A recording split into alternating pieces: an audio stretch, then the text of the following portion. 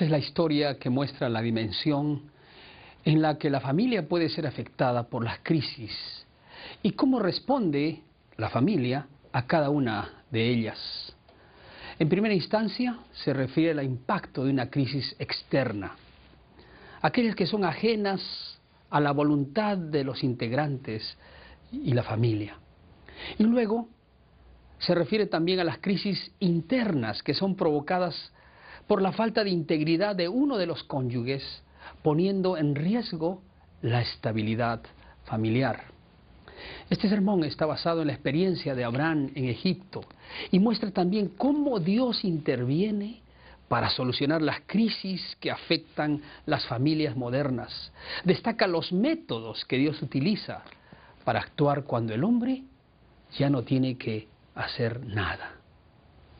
El pasaje se ubica en el libro de Génesis, en el capítulo 12, versículos desde el 10 hasta el 20. Allí nos indica que hubo hambre en la tierra. Y descendió Abraham a Egipto para morar allá, porque era grande el hambre en la tierra. En realidad, el hambre no ha sido ni es una situación extraña para los pueblos. En muchos casos, estas crisis no son necesariamente resultado o consecuencia de la conducta de los hombres. Muchas veces las consecuencias, que son estas grandes crisis externas como los desastres naturales, no tienen nada que ver con la conducta de los hombres, sino el problema en este relato es cuando nosotros tratamos de contestar una primera pregunta planteada.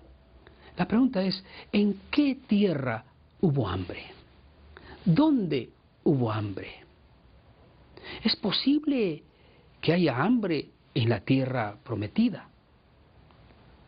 Al revisar la historia, se desprende que donde hubo hambre no podía haber sido Egipto, porque justamente Abraham se dirige a esa gran nación bañada por el inagotable río Nilo para solucionar su problema de hambre. ¿A qué tierra se refiere entonces? ¿Nos animaríamos a decir que es a la tierra de Canaán? Por favor, ¿puede haber hambre en la tierra de Canaán? ¿Puede alguien imaginarse siquiera que Dios tomara a Abraham de una tierra tan próspera como Ur de los Caldeos, una tierra de abundancia, una civilización tan avanzada, para llevarlo a la tierra de Canaán justamente para pasar hambre? Entonces, ¿dónde hubo hambre? La respuesta no puede esperar más. Tengo que contestar, sí, efectivamente, hubo hambre en la tierra de Canaán, la tierra prometida, la tierra que fluía leche y miel. Así lo confirma la última parte del versículo 5 cuando dice, salieron para ir a la tierra de Canaán y a la tierra de Canaán llegaron. Entonces el versículo 10 dice, hubo hambre en la tierra. ¿En qué tierra? En la tierra de Canaán. Eso significa que puede haber hambre en la tierra prometida. Eso significa también que como familias cristianas no estamos exentos o exentas de problemas o crisis, aun cuando estemos en el camino de Dios. Muchos hermanos se preguntan, si estoy tan consagrado a Dios, ¿por qué tengo que pasar estas pruebas? ¿Por qué hay hambre en mi familia? ¿Por qué hay dolor? Recordemos que hubo una terrible tormenta en el mar de Galilea, aun cuando Cristo estaba dentro del barco. Lázaro murió aun siendo el mejor amigo de Cristo.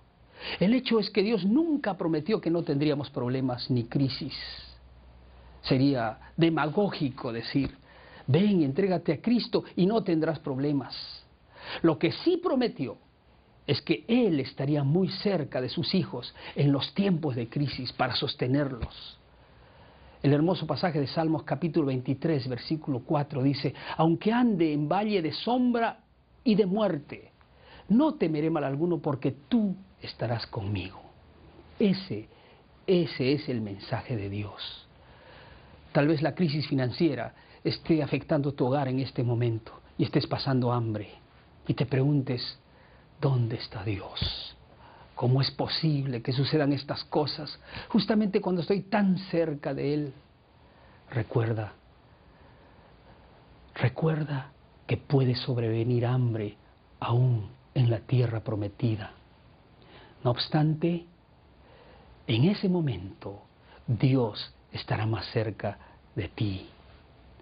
Y no solo eso, Él está detrás de cada prueba y la torna una gran oportunidad, como lo muestra la siguiente sección, que se plantea con la siguiente pregunta también. ¿Por qué permitió Dios que hubiera hambre en la tierra prometida? La respuesta no es fácil de contestar. La respuesta no es fácil de dar. Sin embargo, Ellen G. White declara: en su providencia, el Señor proporcionó esta prueba a Abraham para enseñarle lecciones de sumisión, paciencia y fe. Lecciones que había de conservar por escrito para beneficio de todos los que posteriormente iban a ser llamados a soportar aflicciones. Así que Dios en su providencia puede permitir las pruebas como un ejemplo para todos aquellos que tendríamos que pasarlas. Efectivamente, Dios estaba preparando a Abraham para cumplir otras misiones tan importantes como esta, y también enseñarnos a nosotros algunas lecciones. Por ejemplo, podemos deducir que Dios quería evangelizar Egipto. Para esto escogió a sus mejores evangelistas, especialmente para alcanzar a esa nación. Un poderoso evangelista como Abraham, una Ujier como Sara. Sin embargo, la oportunidad de conquistar Egipto tuvo que postergarse por una simple mentira que sin duda arruinó su testimonio. A veces no sabemos ciertamente por qué estamos en el lugar donde estamos. A algunos les ha tocado vivir en una zona o país muy difícil. Otros han emigrado a otros lugares de la ciudad. Se ven expuestos a diversas pruebas y se preguntan por qué estamos aquí. Ellos deberían recordar que Dios tiene un propósito importante detrás de cada acontecimiento de nuestra vida. Y a la vez nos ha encargado una tarea que solo nos corresponde realizar a nosotros. Los ángeles quisieran hacerlo, pero ese es privilegio nuestro. En la segunda parte encontramos crisis, que son crisis internas. Esta segunda sección se concentra en una crisis en el hogar, provocada por la actitud de uno de los integrantes de la familia. En este caso, Abraham, tal como lo presenta el relato bíblico. Dice el pasaje: y aconteció que cuando estaba para entrar a Egipto, en los versículos 11 al 13, dijo a Sarai su mujer: he aquí ahora conozco que eres mujer de hermoso aspecto. Cuando te vean los egipcios dirán: su mujer es, y me matarán a mí, y a ti te reservarán la vida. Di pues que eres mi hermana, para que me vaya bien por causa tuya, y viva mi alma por causa de ti. Extrañamente, Abraham reconoce la belleza de su esposa recién al entrar a Egipto. He aquí, le dice: ahora conozco que eres mujer de hermoso aspecto. Este repentino reconocimiento se puede entender al comparar la belleza de su esposa con las de las mujeres egipcias. Es positivo el reconocimiento de las virtudes del cónyuge. Sin embargo, se puede enfatizar que el reconocimiento debe ser una costumbre que acompañe toda la vida. A veces los esposos se olvidan de homenajear, de tratar bien a su esposa, de halagarla, porque como ya la tienen conquistada, entonces no ven la necesidad de volverla a conquistar otra vez. Cuán equivocados están. Cuando son novios hay tarjetas, hay regalos, hay postales, hay flores, y cuando ya se casan se olvidan de todo esto. Abraham, cuando iba a entrar a Egipto, reconoció que su esposa era mujer de hermoso aspecto. Creo que el reconocimiento debe ser una actitud constante y no debe limitarse al momento del enamoramiento y noviazgo. Pero el relato continúa. Según el relato, Abraham justamente, a causa de la belleza de su esposa, comienza a temer por su propia vida y por ese motivo propone una salida aparentemente inteligente. Di pues que eres mi hermana. En verdad eran medios hermanos, eso es verdad, pero también eran más que eso, eran esposos. Una media verdad que atenta contra la integridad y se convierte en una gran mentira que Dios nunca aprobó. En el mundo en que vivimos, las personas valoran cada vez menos la honradez, la veracidad, la integridad. Vivimos en una cultura cada vez más inmoral. Y qué triste, esa conducta está alcanzando la propia iglesia, el hogar. Dios nunca aprueba la falta de integridad. Abraham nunca se imaginó lo que podría suceder por causa de una mentira aparentemente intrascendente. La gente de hoy denomina a estas pequeñas mentiras como mentirillas blancas, todas ellas inofensivas. Sin embargo, ningún desvío de la estricta integridad puede merecer la aprobación de Dios. Y entonces, esa pequeña mentira le trajo una cantidad de problemas. Imagínense la escena. Cuando entró Sarai a Egipto, la vieron los egipcios y se dieron cuenta que era mujer de hermoso aspecto, hermosa en gran manera. Y se corrió la voz entre todos, ha llegado una mujer linda, una mujer hermosa. Y lo visitaban a Abraham, no lo visitaban porque él era amable, sino para ver a esa mujer. Y se enteraron que no era su esposa, sino su hermana. Y la voz se corrió entre todos. Desgraciadamente, también la vieron los de la casa de Faraón. Y le dijeron a Faraón, ha llegado una mujer maravillosa, justamente la que falta en tu colección de mujeres.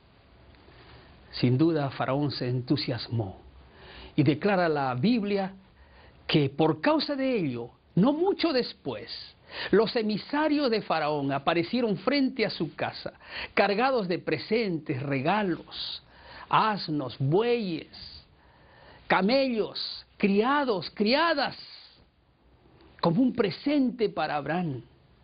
Y él los tuvo que recibir en la puerta y le dijo, esto es un regalo del Faraón para ti. ¿Y por qué? Porque es una dote por tu hermana. Él podía haber dicho la verdad, pero no lo hizo. Y siguió el juego, porque una mentira nos lleva a otra. Y así Abraham tendría ahora el privilegio, entre comillas, de convertirse en el cuñado del hombre más importante de la tierra. Sin embargo, allí comenzó esta segunda crisis. ¿Qué momentos más desdichados sucedieron a la partida de su mujer? Y tan solo porque Abraham no fue firme en salvaguardar o defender su hogar y por no ser íntegro. Y imaginémonos la escena. Sarai se va alejando de casa, trasladada en un carruaje egipcio. Abraham solo acompaña con sus ojos cómo ella se pierde a la distancia. Ahora su esposa se va, y no se va en un viaje de vacaciones, sino la partida irremisible del hogar. La más fría soledad lo envuelve, le congela los huesos. Su amada esposa, la que acompañó sus mejores años, se dirige hacia los brazos de Faraón, y todo por una simple mentira. ¿Por qué no dije que era mi esposa? Esas son preguntas que no contribuían a calmar su desazón. ¿Por qué desconfié de Dios? Qué noche más trágica. Estaba su casa, su cama nupcial, el vestido de su esposa, el olor de su esposa, y él solo arruinó su hogar por no ser íntegro. Al ocultar el hecho de que Sara era su esposa, reveló desconfianza en el amparo divino. Desconfianza. Si es Dios quien arregla las cosas. He aquí la causa del problema. Algunas veces aspectos que se consideran intrascendentes pueden destruir la felicidad conyugal. Hechos que demuestran desconfianza en los principios y normas que rigen la vida matrimonial. La pornografía, la familiaridad con el sexo opuesto, el coqueteo con el pecado, con el tabaco, con el alcohol, con las drogas. Participar en actividades ilícitas, tarde o temprano, ocasionarán crisis y dolor en la familia. En el caso de Abraham, el problema se hizo irremediable. Para las fuerzas humanas, recuperar a su esposa era una misión imposible. Sin embargo, escucha, para Dios, la imposibilidad del hombre es la gran oportunidad. Cuando el hombre ya no puede hacer nada, esa es la oportunidad de Dios, y esa es una buena noticia. Dios interviene oportunamente. Felizmente la historia no termina allí. El versículo 17 irrumpe este relato de una manera maravillosa. El versículo 17 muestra cómo Dios aparece y se mete a la vida de los hombres. Dice allí, mas Jehová hirió a Faraón y a su casa con grandes plagas, por causa de Sarai, mujer de Abraham, porque Dios tenía planes para ellos, como los tiene para contigo. ¿No es fantástico notar que Dios irrumpa en la vida de los hombres para arreglar sus problemas, justamente cuando todo está arruinado, destruido o devastado? Plagas, terribles plagas, coadyuvan a que se conozca la verdad ahora. Imagínense la escena. Esa noche ellos tienen que tener, el faraón y su nueva esposa, esa noche nupcial. Sin embargo, una plaga de piojos envuelve a esa mujer. Tenían que postergar la luna de miel para el día siguiente. Al día siguiente, otra plaga de picazón, de rascarrasca, de llagas. ¿Pero qué nos pasa? La tercera vez, otra y otra plaga. Entonces, él no puede resistir a hacer la pregunta, ¿qué pasa contigo? Cada vez que quiero estar contigo, vienen estas plagas.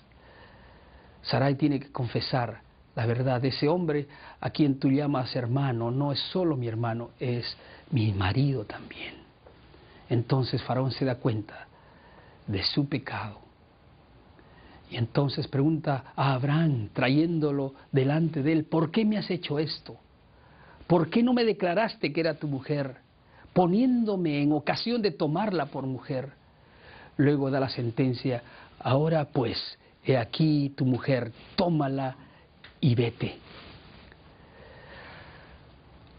Aunque Abraham tiene que irse de Egipto y recibir las muestras de indignación del faraón, felizmente lo hace con su amada esposa.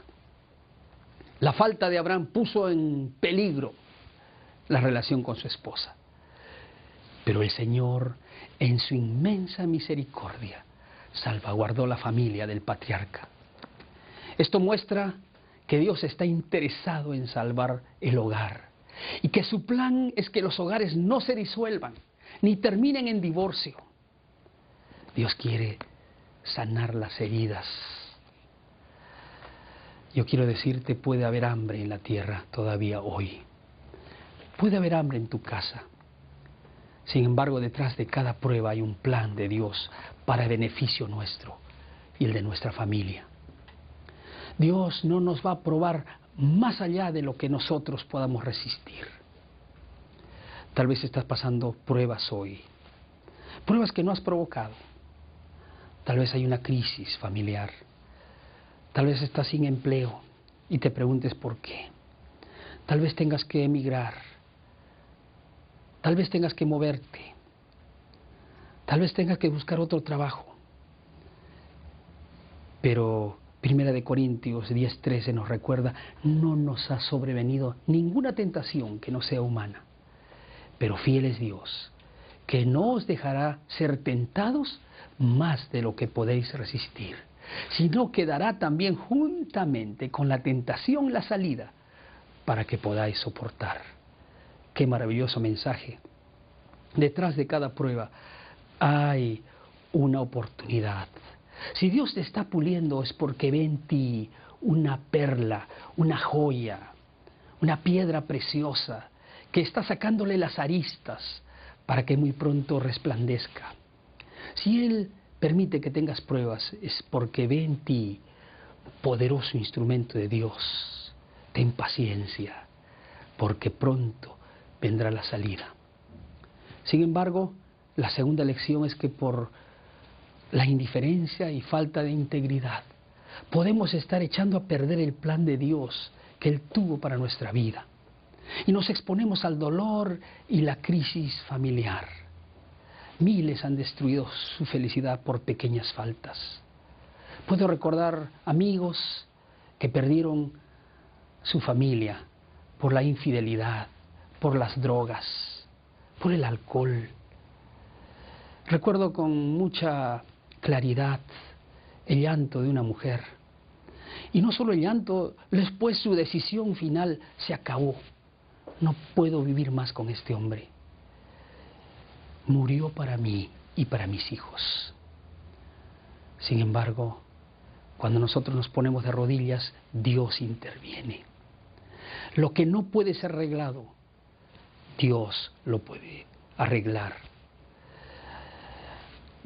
Nosotros, cuando cometemos pequeñas faltas, que al no ser arregladas, han minado el amor conyugal, llegando al punto de reconocer que de aquel amor manifestado en la juventud no queda nada. Felizmente, para Dios no hay nada imposible. Si le permitimos, si clamamos, Él interviene a su modo y recompone lo que nosotros hemos destruido con nuestras propias manos. Eso sí, los métodos de Dios a veces son drásticos, pero tienen la única finalidad de restablecer la felicidad conyugal. ¿Sientes que de algún modo has echado a perder el plan de Dios para tu vida? ¿Sientes que has destruido la armonía conyugal y necesitas la intervención de Dios, la intervención sobrenatural de tu Padre? Este es el momento de pedir a Dios que intervenga y reconstruya lo que nosotros hemos destruido. Él es especialista en casos imposibles. ¿Has perdido tu esposa? ¿La tienes lejos? ¿Están fríos ustedes? Cae de rodillas y ruégale que Él haga el milagro en tu vida. Y Él vendrá. Si es por tu culpa, pide perdón a Dios. Él intervendrá. A veces la manera de hacerlo es drástica, a veces es dolorosa, a veces es con las pruebas que sobrevienen y las plagas, pero lo hará. Y verás cómo un nuevo milagro, un nuevo amor florecerá otra vez en tu vida y en tu corazón. ¿Quisieras que ese milagro se repita en tu casa hoy? Acércate a Él. Inclina tu rostro en esta oración a tu Padre Celestial. Padre nuestro que estás en los cielos, gracias por esta inolvidable lección. A veces pasamos crisis externas que nos preocupan, que nos sacuden como familia. Y nosotros nos preguntamos por qué. En esta historia entendemos que Dios tiene planes detrás de cada prueba, de cada tentación, y que Él coloca la salida. Ayúdanos a entender ese plan maravilloso detrás de cada prueba. Pero a veces nosotros mismos provocamos dolores y sufrimiento a nuestra propia vida a través de nuestros pecados, de nuestra debilidad carnal. Y ahora, Señor, queremos inclinarnos delante de ti para que tú hagas el gran milagro de nuestra vida. Ahora que ya no podemos hacer nada, nuestros hijos están lejos, nuestros hogares y el amor está perdido. Señor, interven, llega a nuestro hogar. Si es necesario usar plagas, úsalas, Señor. Ayúdanos a soportar las pruebas, pero haz ese milagro que te pedimos de todo corazón. Reconstruye nuestro hogar. Sálvalo, Señor. Tú eres el único que puede hacerlo. Creemos en tu promesa. Entra a nuestra vida, entra en nuestro hogar y arregla este gran dolor que nosotros hemos traído. Gracias por los milagros que se realizan a través de todos nuestros hermanos que escuchan y creen en ti. En el nombre de Jesús. Amén.